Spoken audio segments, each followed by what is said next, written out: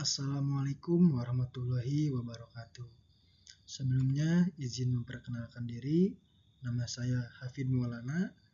NIM saya 251151066. Sebelumnya di sini saya akan mempresentasikan atau menjelaskan golongan 5A. Golongan 5A dikenal sebagai golongan nitrogen karena dimulai dengan unsur nitrogen. Anggotanya nitrogen, fosfor, arsen, antimon, dan bismut.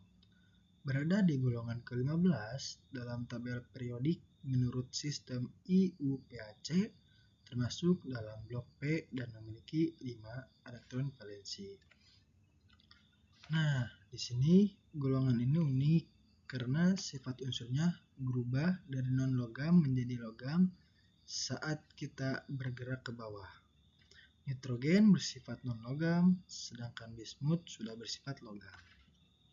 Selanjutnya, posisi dan perkembangan sifat. Di sini ada contohnya. Yang pertama, nomor atom 7, wujudnya gas, sifatnya non-logam.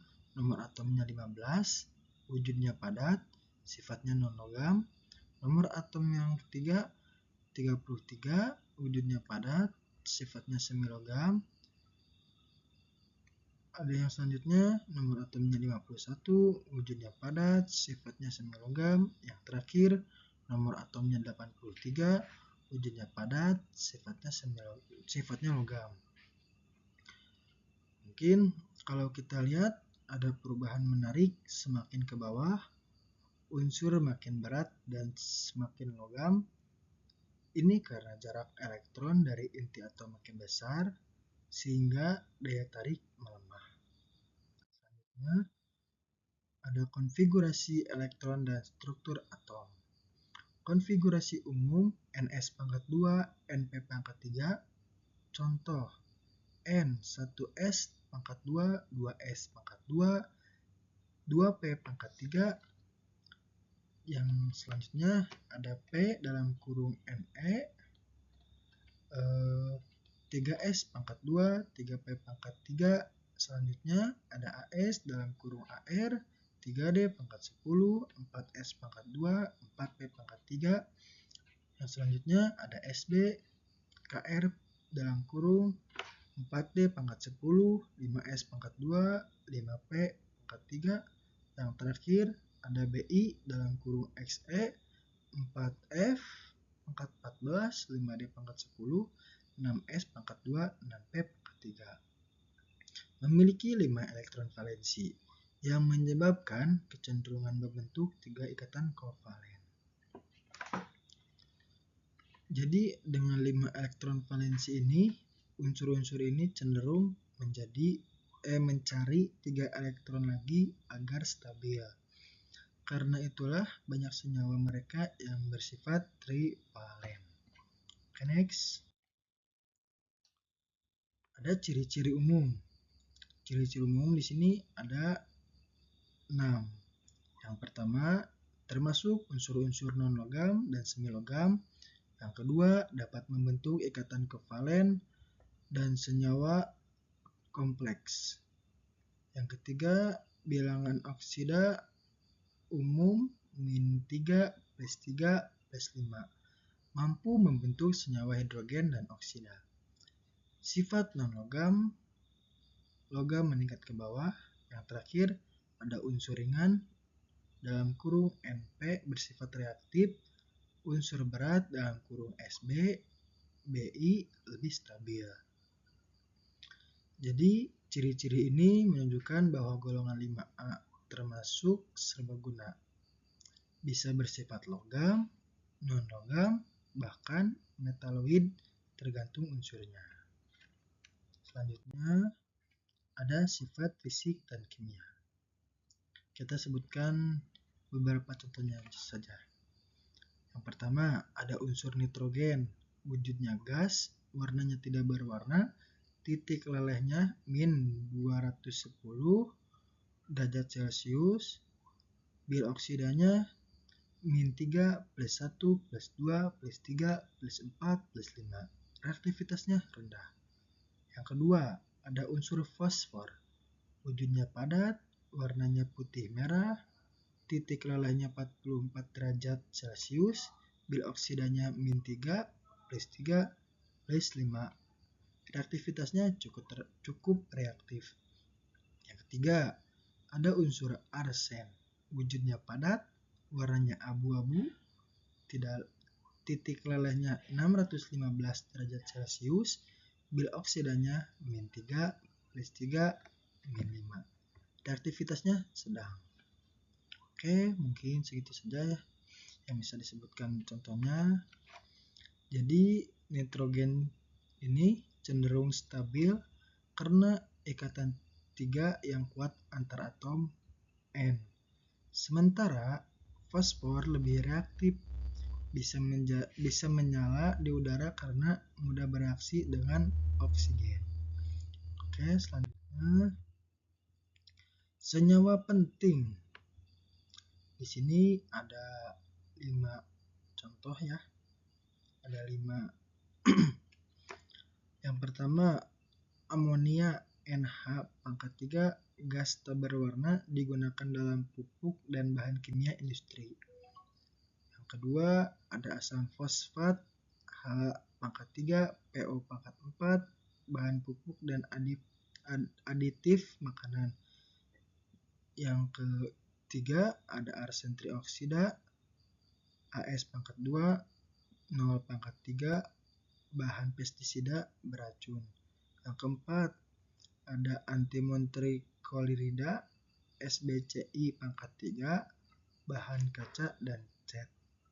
Bismut subnirat dalam kurung Bi dalam kurung lagi NO⁻3, digunakan dalam obat dan kosmetik. Jadi dari semua ini yang paling sering kita temui dalam kehidupan sehari-hari adalah nitrogen dalam pupuk dan fosfor di korek api. Selanjutnya, tren periodik dalam golongan 5A. Di sini juga ada disebutkan beberapa, ada cuman satu. Yang pertama, sifatnya jari atom, arah perubahan ke bawah golongan meningkat. Yang kedua, sifat energi ionisasi, arah perubahan ke bawah golongan menurun. Sifat yang ketiga, keelektronegatifan, arah perubahan ke bawah golongan menurun. Yang keempat, ada sifat logam, arah perubahan ke bawah golongannya meningkat. Kelima, sifat reaktivitas non logam, arah perubahan ke bawah golongannya menurun. Yang terakhir, sifat titik leleh, arah perubahan ke bawah golongannya umum meningkat. Jadi unsur di bagian atas tersebut seperti nitrogen punya energi ionisasi tinggi, sulit melepas elektron. Sedangkan unsur di bawah seperti bismut mudah membentuk ion positif. Oke, selanjutnya kegunaan unsur-unsur. Di sini ada unsur kegunaan. Yang kedua, nitrogen, pembuatan pupuk NH⁻3, urea, bahan peledak, cairan nitrogen. Yang ketiga, ada fosfor, bahan korek api, pupuk fosfat, deterjen, pestisida. Yang keempat, ada arsen, campuran logam, pestisida, semikonduktor. Yang kelima, ada antimon, bahan baterai, cat tahan api, logam keras. Yang terakhir, ada bismut, obat mah, kosmetik, campuran logam ramah lingkungan. Jadi bismut bahan jadi pengganti timbal dalam produk kosmetik karena lebih aman dan tidak beracun. Oke, selanjutnya peran dalam kehidupan. Di sini ada 4 aspek. Yang pertama, nitrogen. Bagian utama udara 78%. Pentingnya untuk pertumbuhan tanaman. Yang kedua, ada fosfor, unsur penting dalam DNA, tulang, dan energi dalam kurung ATP. Yang ketiga ada arsen, antimon, digunakan dalam teknologi elektronik. Yang terakhir ada bismut, digunakan dalam industri modern dan medis. Mungkin jadi unsur-unsur golongan 5A bukan hanya penting di laboratorium, tetapi juga dalam tubuh kita dan teknologi masa kini. Jadi kesimpulannya,